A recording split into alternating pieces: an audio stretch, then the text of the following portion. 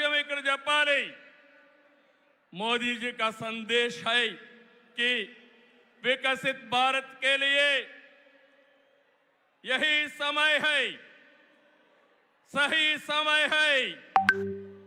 నేను చెప్తున్నాను, मैं कहना चाहता हूं कि देश को सही समय में मोदी जी जैसा सही नेता मिला है। आपकी पूरी कोशिशों में हम आपके साथ रहेंगे, ये हमारा वादा है।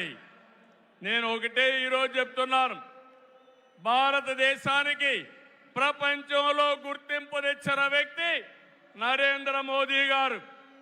వికసిత్ భారత్ ద్వారా ప్రపంచంలోనే నెంబర్ 1 దేశంగా చేసే శక్తి సామర్థ్యం ఒక్క నరేంద్ర మోదీ గారికే ఉందని మరొకసారి విజ్ఞప్తి చేస్తున్నా। అంతేకాదు, భారతీయులు మొత్తం ప్రపంచంలో ఒక శక్తివంతమైన జాతిగా తయారు చేయడం ఆయన ఆశయం ఇప్పటికే జరుగుతా ఉంది। భవిష్యత్తులో ఈ దేశాన్ని జీరో పావర్టీ నేషన్గా తయారు చేసే శక్తి కూడా వారికే ఉంది। దేశం దూసుకుపోతా ఉంది, రాష్ట్రంలో సమస్యలు ఉన్నాయి।